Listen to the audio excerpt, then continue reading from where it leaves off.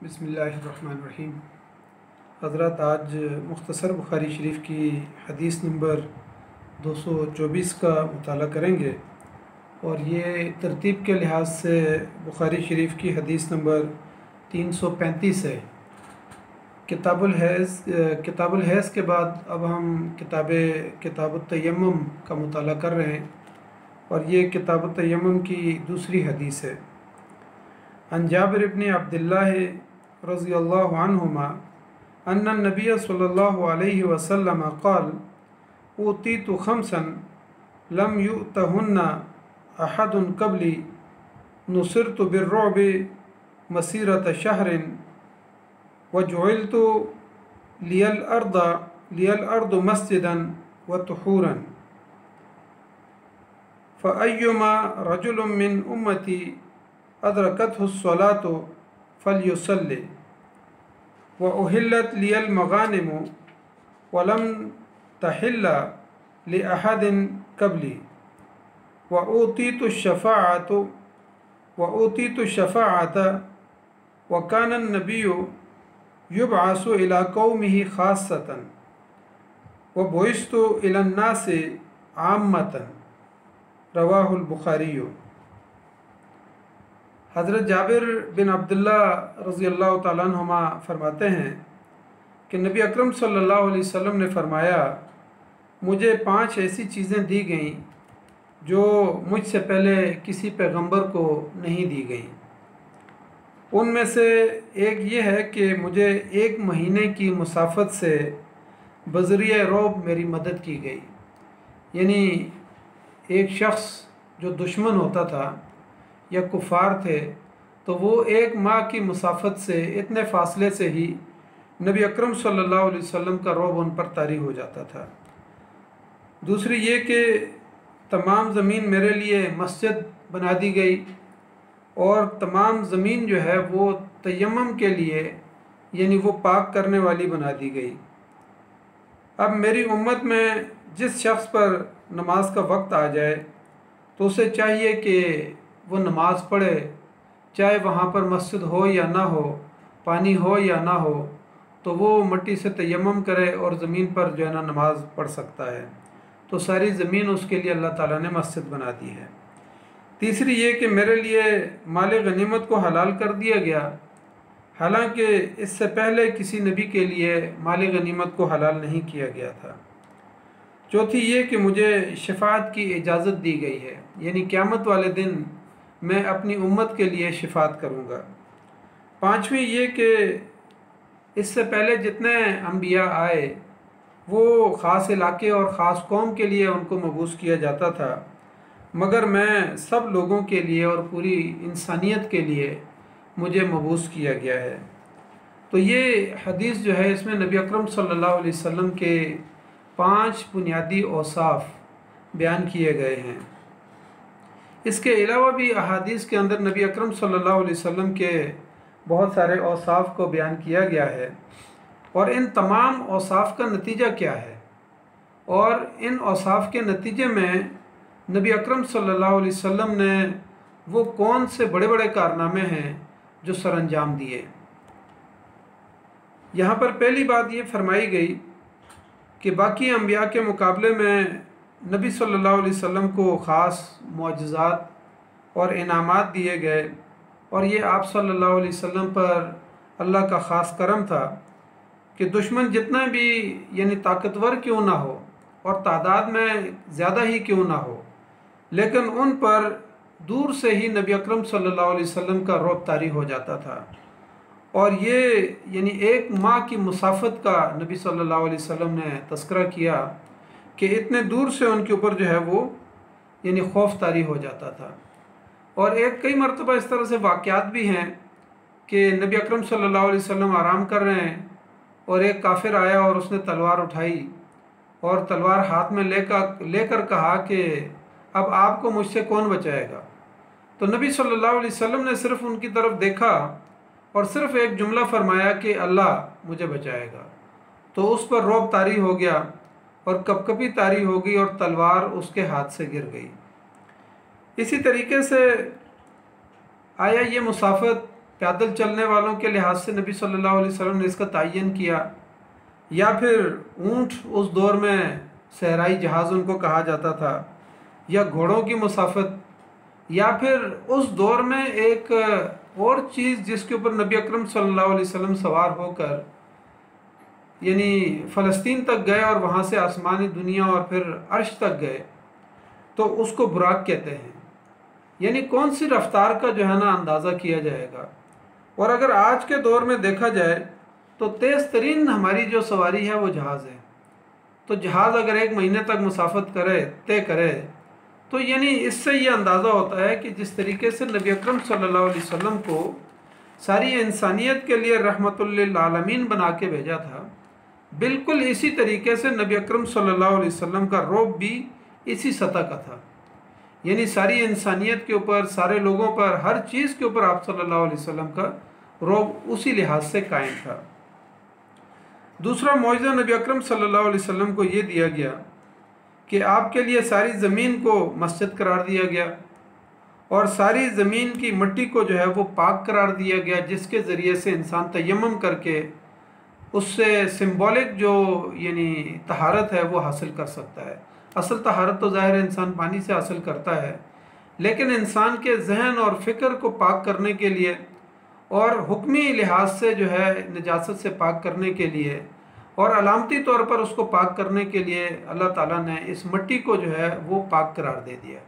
कि उसके ऊपर 2 ज़रबें लगाई जाएंगी और चेहरे पे और हाथों पे जो है ना, चाहे वो वज़ू के लिए हो या गुस्ल के लिए हो। तो इस हदीस को यहाँ पर लाने का इमाम बुखारी रहमतुल्लाह अलैह का मकसद भी यही है कि उसमें चूँकि तयम्मुम का तस्करा है और पूरी मिट्टी का कसद करने का तस्करा है कि ये मिट्टी जो है वो इंसानों को पाक करने वाली है और इसके ज़रिए से इंसान तयम्मुम कर सकता है। लेकिन दूसरी अहादीस का अगर हम इस हदीस के साथ मिला के देखें तो जिसमें ये कहा गया है कि कब्रिस्तान के अंदर या हम्माम के अंदर या फिर गंदगी के ढेर के ऊपर जो है वो नमाज नहीं पढ़ी जा सकती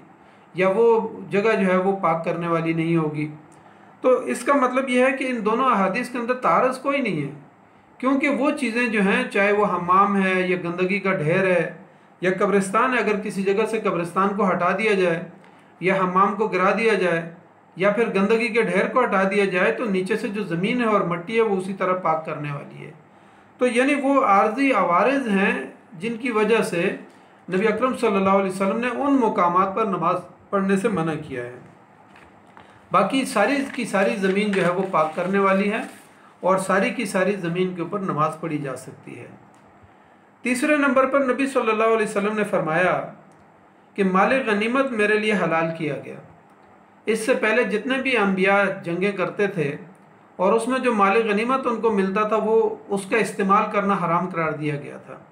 लेकिन नबी अकरम सल्लल्लाहु अलैहि वसल्लम के लिए और इस उम्मत के लिए माल गनीमत को हलाल करार दिया गया और उसको जो है ना इस्तेमाल किया जा सकता है। और बाकी ग़ज़वात के अंदर भी बहुत बड़ा माल गनीमत मिला, ग़ज़वा खैबर में और बाकी मुकामात पर, लेकिन उसके मुकाबले में यानी ग़ज़वा हुनैन के अंदर जो है ना बहुत बड़ी मकदार में माल गनीमत मिला, जो बाद में नबी अकरम सल्लल्लाहु अलैहि वसल्लम ने जो नौ मुस्लिम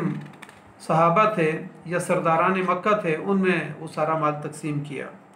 तो यानी नबी अकरम सल्लल्लाहु अलैहि वसल्लम का ये मौजज़ा था और ये इस उम्मत की खुसूसियत या फजीलत है कि जिसकी वजह से अल्लाह ताला ने माल गनीमत को हलाल करार दिया। इसी तरीके से नबी सल्लल्लाहु अलैहि वसल्लम ने फरमाया कि मुझे शिफात कुबरा अता की गई है। कहा कि क़यामत का दिन होगा, सारे लोग अपने अंबिया के पास जाएंगे, उनकी उम्मतें उनके पास जाएंगी और वो आगे से एक ही बात करेंगे, नफसी नफसी। लेकिन जब नबी सल्लल्लाहु अलैहि वसल्लम की उम्मत उनके पास जाएगी तो नबी सल्लल्लाहु अलैहि वसल्लम सजदे में गिर जाएंगे और फिर अल्लाह से दरख्वास्त करेंगे, या रब्बी उम्मती उम्मती, यानी अपने रब से अपनी उम्मत के लिए जो है ना बख्शिश की तलब करेंगे।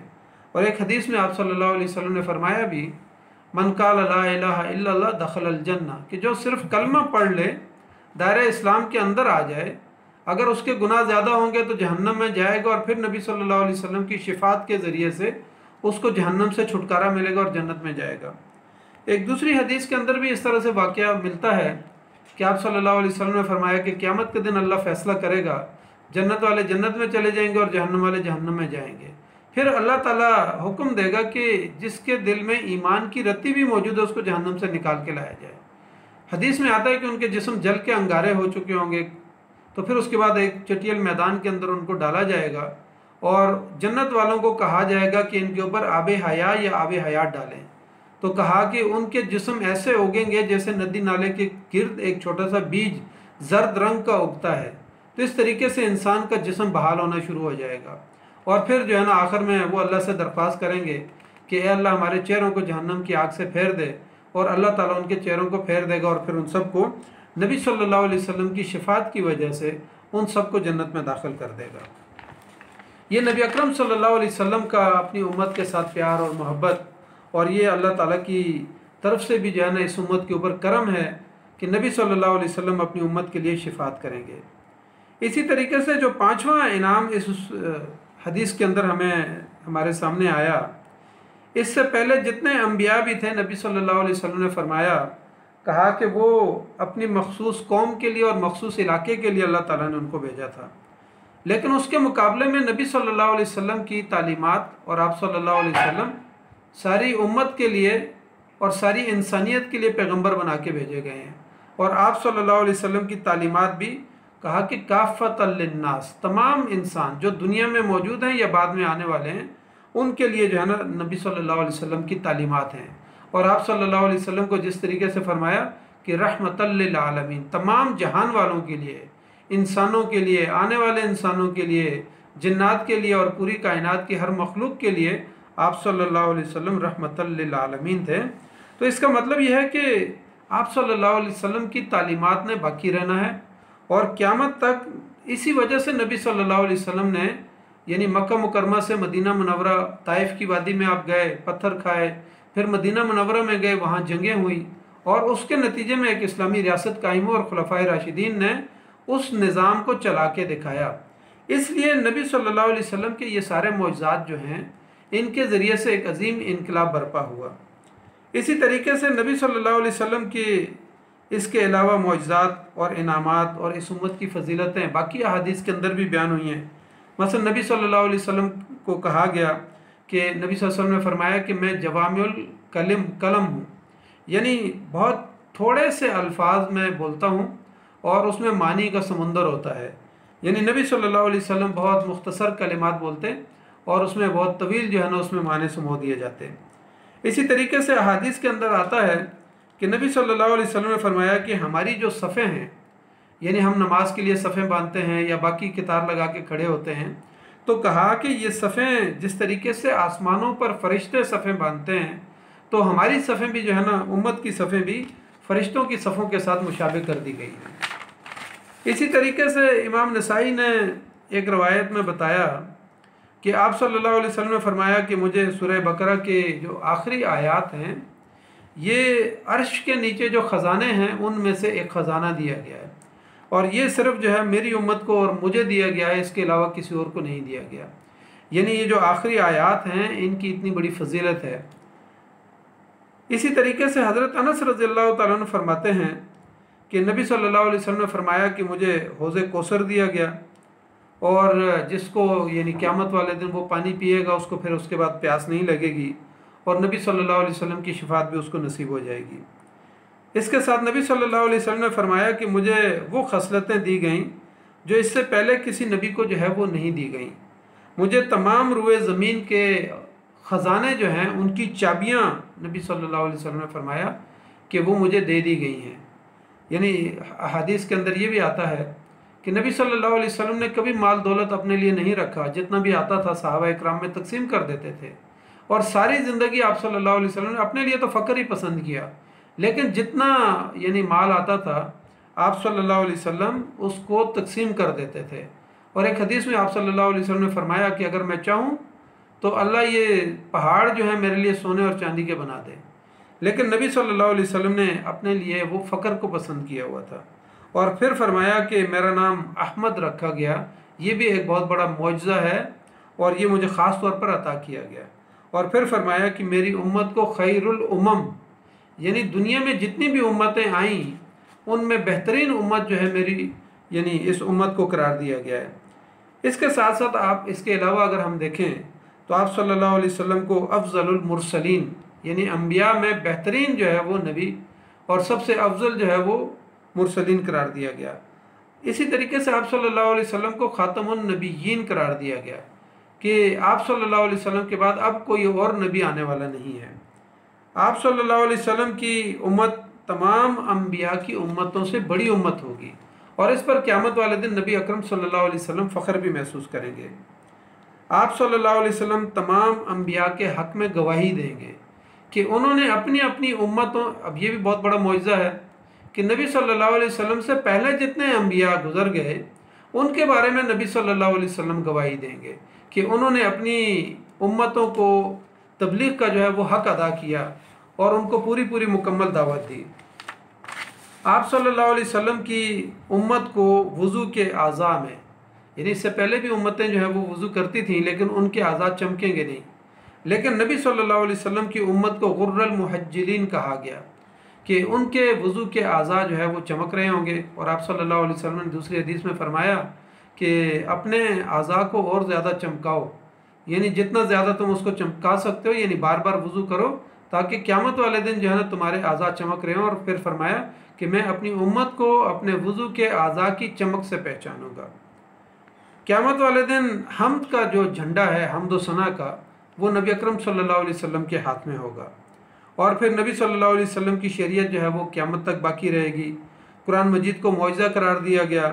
आप सल्लल्लाहु अलैहि वसल्लम की उंगलियों से ऐसे मौजज़ात कि आप लकोदक सहरा में मौजूद है, सहाबा इकराम के पास पानी नहीं है और आप सल्लल्लाहु अलैहि वसल्लम ने बर्तन में हाथ रखा, थोड़ा सा चंद कतरे पानी के थे तो उसके ज़रिए से एक चश्मा जो है ना जारी हो गया और सहाबा इकराम ने एक बहुत बड़ी तादाद के बारे में बताया कि उन्होंने पानी वहाँ से हासिल किया और वो सैराब हुए। आप सल्लल्लाहु अलैहि वसल्लम की उम्मत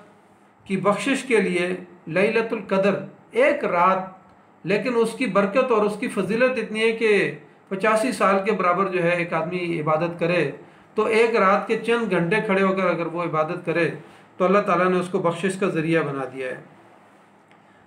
दरअसल ये जो जितनी भी नबी अकरम सल्लल्लाहु अलैहि वसल्लम की जो ख़वास हैं और मौजज़ात हैं या इस उम्मत की जो फजीलत है, इसका मतलब यह है कि इन तमाम ख़वास के नतीजे में नबी अकरम सल्लल्लाहु अलैहि वसल्लम की यानी वो जवामिउल कलिम थे। तो इसका मतलब ये है कि आप सल्लल्लाहु अलैहि वसल्लम मुख्तसर सी दावत देते थे और वो इतनी जामे और पुरअसर होती थी कि लोगों के दिल उससे जो है ना माइल हो जाते थे और आप सल्लल्लाहु अलैहि वसल्लम की बात उनकी समझ में आ जाती थी और उसके ज़रिए से इस्लाम जड़ पकड़ता जा रहा था और उसके मुकाबले में कुफ़ार की जड़ें जो हैं वहाँ से मक्का मुकरमा से और गिरदो नवा से उखड़ती चली जा रही थी। यानी नबी सल्लल्लाहु अलैहि वसल्लम की दावत का ये बुनियादी असर था। इसी तरीके से आप सल्लल्लाहु अलैहि वसल्लम की तबलीग की वजह से, यानी ये जो सफ़ों का मुनज़्ज़म होने कहा गया है, कुफ़ार की सफ़ें जो है मुंतशिर हो रही थी और उसके मुकाबले में सहाबा इकराम सीसा पिलाई हुई दीवार की तरह थे, चाहे वो नमाज में हो या जंगों में हो। तो कहा कि कअन्नहुम बुनियानुम मरसूस, कि वो बुनियान मरसूस जो है ना बन जाते थे। और फिर सहाबा इकराम